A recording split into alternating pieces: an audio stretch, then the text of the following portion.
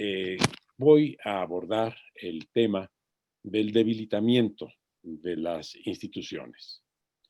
Es sin duda una de las cuestiones que preocupan a todos los sectores del país, al sector privado, al sector social y, por supuesto, estoy seguro de que también al sector público, porque el debilitamiento de las instituciones tiene enormes repercusiones en la vida de la actividad estatal, de la actividad privada, en la vida de las familias, en la vida de las personas. En términos generales, para determinar el universo de los aspectos a los que me refiero, pueden entenderse como instituciones las de carácter jurídico, que es un conjunto de reglas. Por ejemplo, las instituciones civiles son el conjunto de reglas que rigen en el ámbito del derecho civil. Las instituciones privadas lo serían en el ámbito del derecho penal. Y hay otro concepto adicional de institución, que es el de organismo público, que tiene a su cargo el desarrollo de una función específicamente determinada por el orden jurídico constitucional o legal. Cuando hablamos de debilitamiento de las instituciones en general, nos referimos más a este segundo aspecto, al debilitamiento de las organizaciones que tienen a su cargo llevar a cabo las tareas del Estado. Sin embargo, es imposible que si se da el debilitamiento de las instituciones públicas, no se dé también, de alguna forma, el de las instituciones jurídicas. ¿Por qué? Porque uno de los aspectos del debilitamiento de las instituciones es la pérdida, o por lo menos el déficit en materia de gobernabilidad, y también un déficit en cuanto al Estado de Derecho. Y esto significa que no solo dejan de ser funcionales, las instituciones en el sentido orgánico que llevan a cabo las funciones del Estado, sino que en términos generales nos vemos afectados todos, porque muchos de los elementos del ordenamiento, o sea, de las instituciones jurídicas, pierden efecto. Esto lo vemos muy claramente en materia penal, cuando todos estamos conscientes, estamos presenciando las condiciones de impunidad que prevalecen en el país y también los efectos que la impunidad tiene en cuanto a la elevación de los índices delictivos y de la corrupción, que también es un delito. Como se puede ver, cuando fallan las instituciones en sentido orgánico, tienden a fallar también las instituciones en sentido jurídico. Ahora bien, esto que puede sonar un poco abstracto y que se ha venido denunciando o comentando o diciendo a lo largo de los años, encuentra en esta crisis sanitaria que hemos vivido a partir de febrero-marzo del presente año un ejemplo claro del impacto que tiene el debilitamiento de las instituciones, ya no solo en las condiciones de vida de cada mexicano, sino inclusive en la vida misma. El hecho de que México tenga una cifra indefinida o imprecisa en cuanto a las víctimas mortales de la pandemia, habla de esa crisis institucional. El informe oficial cotidiano indica que estamos ya por arriba de las 86,000 víctimas mortales. El número de personas enfermas lo tenemos también registrado en condiciones deficientes, porque la aplicación de exámenes para identificar los niveles de contagio de la población ha sido muy restringido. Y sabemos también que muchísimas personas han fallecido sin haber sido diagnosticadas como enfermas por COVID-19 y se ha establecido como causa de la defunción una neumonía atípica. Es muy sintomático que en México hayamos tenido siempre espacio en los hospitales, pero que se hayan acabado, por lo menos en Ciudad de México, los documentos en los cuales o a través de los cuales los médicos certifican la defunción de una persona. Esto es, hubo un momento en el que nos quedamos sin actas de defunción suficientes. ¿Qué significa? Que tenemos allí una clara crisis que indica debilidad institucional, porque no hemos tenido la posibilidad real de hacer valer el derecho a la verdad. Esto es, los mexicanos tenemos solo una parte de la información de lo que está ocurriendo. Pero lo que es peor, es altamente posible que también las autoridades mismas desconozcan la magnitud de la enfermedad y desconozcan la magnitud de la letalidad que esa enfermedad ha producido en México. Así, tenemos que el déficit institucional tiene efectos negativos para el gobernado, pero también para el gobernante. Y aquí es donde tenemos, repito, como gran laboratorio para determinar ese déficit, esta crisis que hemos estado viviendo. Otro elemento más que nos muestra la magnitud de la crisis en cuanto al déficit institucional es que los instrumentos jurídicos de los cuales se sirvió el gobierno federal para hacer frente a la pandemia fueron inconstitucionales.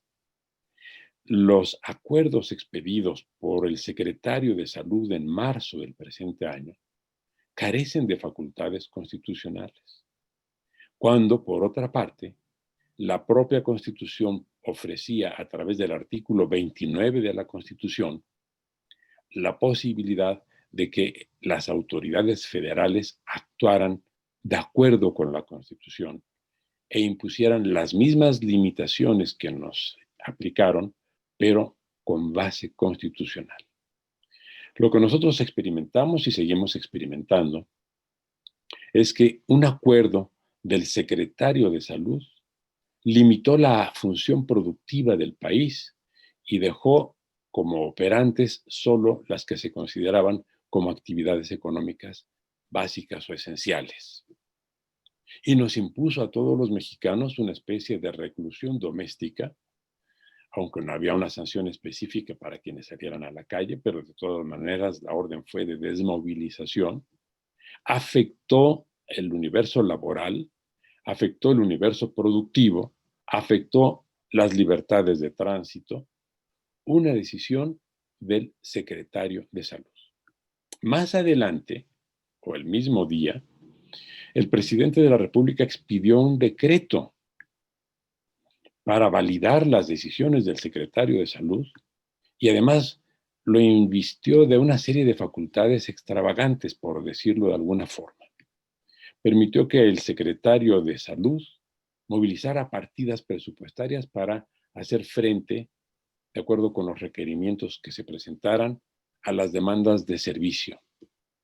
Esto es para ampliar gasto, el rubro de gasto en la contratación de personal médico, para ampliar el rubro de gasto en la compra de equipo y materiales médicos sin concurso. Esto es, el secretario podía hacer trabajos o labores que la ley establece como exclusivas de la Secretaría de Hacienda en materia de partidas y de la Secretaría de la Función Pública en materia de adquisiciones. Estoy solamente señalando algunos ejemplos. Los datos de inconstitucionalidad de las disposiciones dictadas con motivo de la pandemia son muchos más. ¿Qué denota eso? Evidentemente, una crisis en cuanto a las instituciones. La debilidad de las instituciones no está solamente en su incapacidad de dar resultados, como ocurre, por ejemplo, en el ámbito de seguridad pública. La debilidad también se proyecta cuando para actuar las instituciones tienen que infringir el marco jurídico que las rige. Y este es uno de los elementos que hemos advertido como presente en el caso de la crisis que ahora vivimos.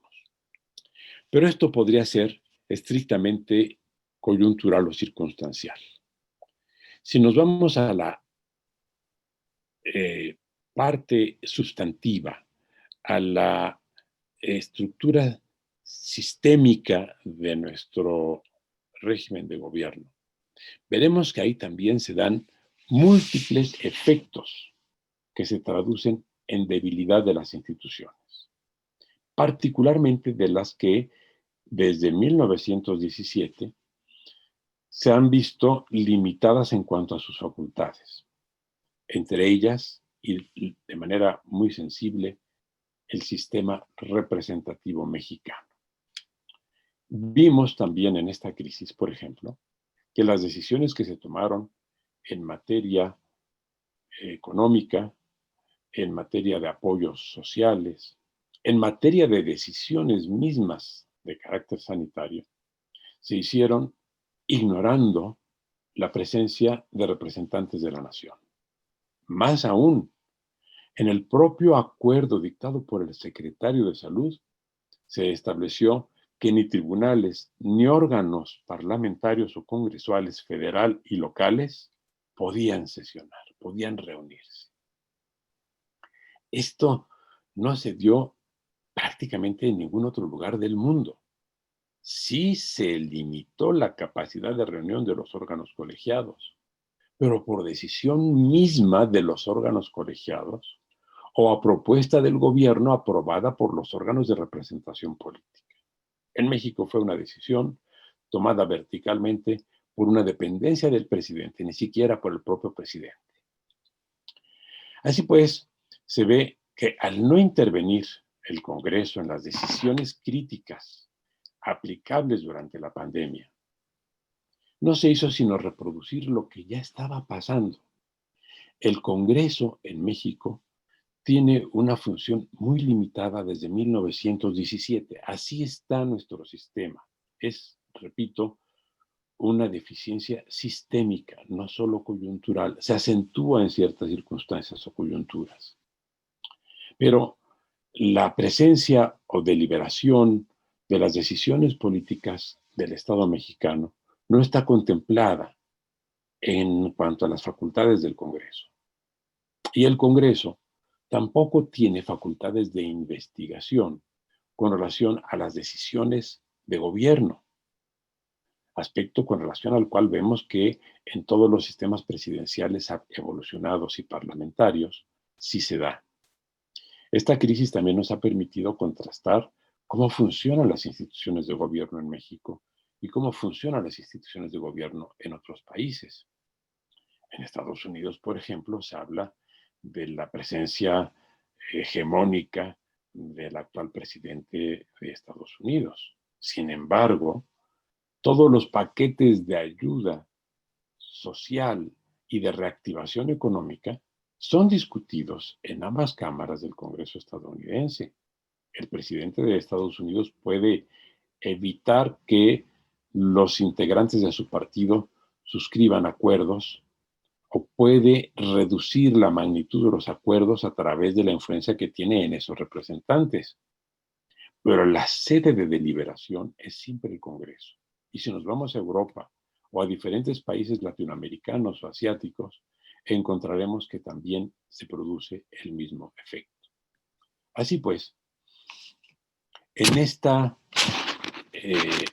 estructura nuestra, que es una estructura ya muy arcaica, se dan efectos de debilitamiento de las instituciones, que se traducen en efectos prácticos que impactan la vida de las corporaciones, de las entidades privadas, de los individuos y de las familias. Hay 5 grandes indicadores que son objeto de medición internacional y que nos permiten ver cuál es la posición que tiene México en cuanto a esta debilidad de sus instituciones. Entre estos 5 grandes elementos, el primero es democracia.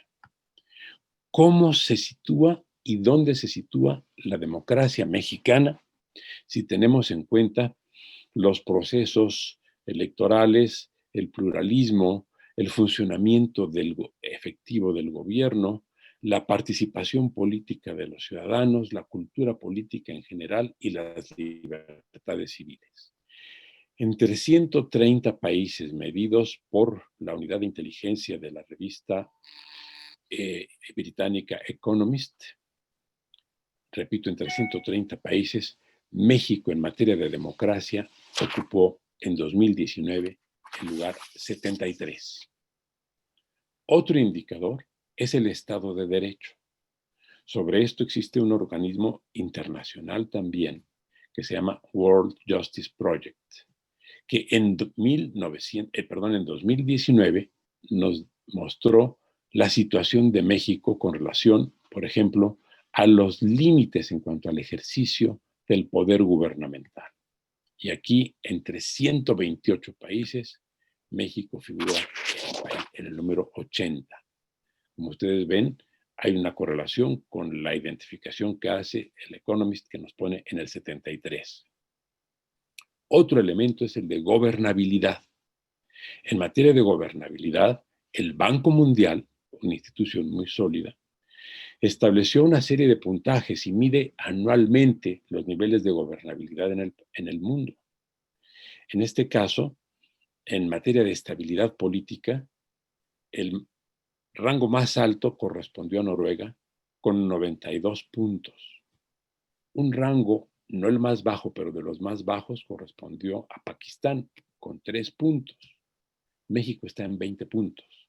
Entonces, entre Pakistán con 3 y Noruega con 92, México está en 20 puntos en lo que se refiere a estabilidad política, y en cuanto a efectividad gubernamental, México aparece con 42 puntos.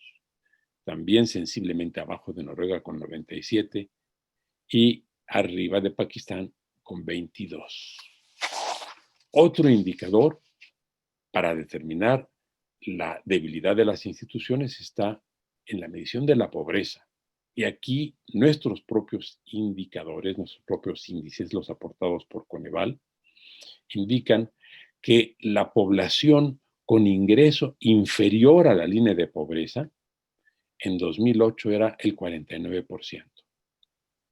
Y la población, repito, con ingreso inferior a la línea de pobreza, 10 años después, en 2018, era del 48%. O sea, bajamos del 49% al 48% de la población con ingreso inferior a la línea de pobreza en 10 años. También habla de debilidad en el comportamiento de las instituciones. Y finalmente, el rubro de transparencia. Aquí, Transparencia Internacional, otra institución muy sólida, califica diferentes elementos para determinar la corrupción y en el sector público, y coloca a Dinamarca con 87 puntos, es el país mejor posicionado. A Venezuela con 16 puntos. A México con 29 puntos. Entonces, Venezuela 16, México 29, Dinamarca 87. En materia de corrupción, en el informe de 2019. Concluyo, para terminar estos 20 minutos, diciendo que una buena parte del proceso de debilitamiento de las instituciones se debe al exceso de personalización en el ejercicio del poder, que se traduce en muchos aspectos. El presidente de México es la primera autoridad agraria, agrícola, antes lo fue también agraria, hoy es la primera autoridad agrícola, la primera autoridad administrativa, la primera autoridad sanitaria, la primera autoridad hidráulica, la primera autoridad comercial, la primera autoridad fiscal, la primera autoridad presupuestaria. O sea, el presidencialismo invade todos los ámbitos de la actividad nacional. Y principio general es que a mayor personalismo, mayor desinstitucionalización. El eje de todo el problema está en la elevada concentración de potestades presidenciales que contiene la Constitución y cuyo ejercicio varía de acuerdo con el talante de los presidentes y de acuerdo con la mayoría electoral y congresual que apoye en circunstancias diferentes a los presidentes de la República. Es un panorama muy general del proceso de desinstitucionalización que vive México y que se traduce, por ende, en debilidad de las instituciones. Les agradezco muchísimo, licenciado Lascurain, les agradezco muchísimo, distinguidos amigos de AMDA, la oportunidad que me han dado para poder comunicarme con ustedes. Muchas gracias. Estimado doctor Diego Valadez, como siempre, su claridad meridiana nos deja impresionados y prácticamente sin palabras por la contundencia de la situación en la cual nos encontramos, y me permito hacerle una pregunta que verdaderamente nos aqueja y nos preocupa a todos.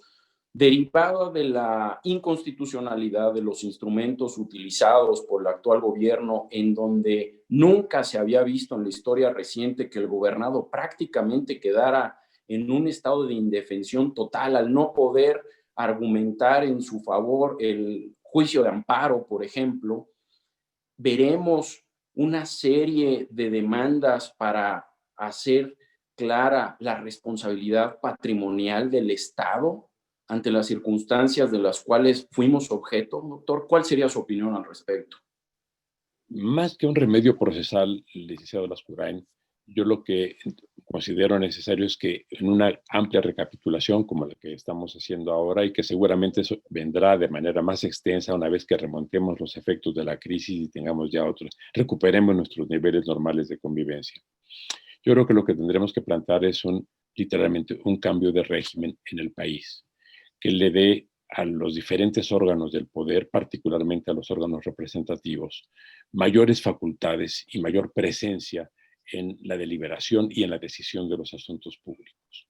Esto no lo veo viable para que se lleve a cabo en el curso del periodo que ya está corriendo, pero sí es una serie de reformas que tenemos que pensar, emprender y aplicar a partir de 2024, si es que queremos en algún momento regresar al país a la institucionalidad, o para mejor decir, poner al país en el proceso de una institucionalidad democrática que no es la que preveía la Constitución de 1917. La Constitución de 1917 se preocupó por dar cauce a las demandas sociales y por fortalecer un poder ejecutivo que estaba necesitado de fuerza política y jurídica para hacer frente a la dispersión que había producido la revolución entre las diferentes facciones que se enfrentaban.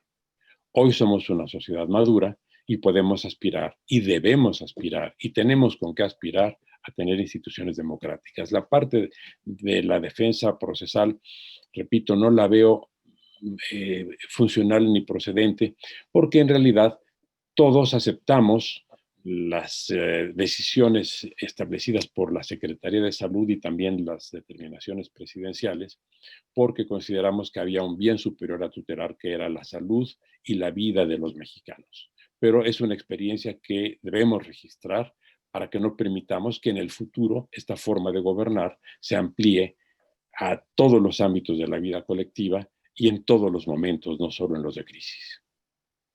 Desde luego, doctor, y habrá que estar muy atentos y sobre todo siguiendo sus posicionamientos desde la academia, como nos ha tenido acostumbrados a lo largo del tiempo, y que al final del día todos y cada uno de los gobernados hagamos y exijamos el hacer valer nuestros derechos para efecto de no volver a caer en situaciones como estas. Doctor, como siempre, infinitamente agradecidos por su talento, el tiempo que nos brindó y sobre todo la reflexión que nos compartió, que buena falta nos hace. Un abrazo a la distancia y agradecido como siempre, doctor. Un abrazo para ustedes. Gracias, licenciado Lascurain. Un abrazo y muchas gracias por su invitación. Hasta pronto.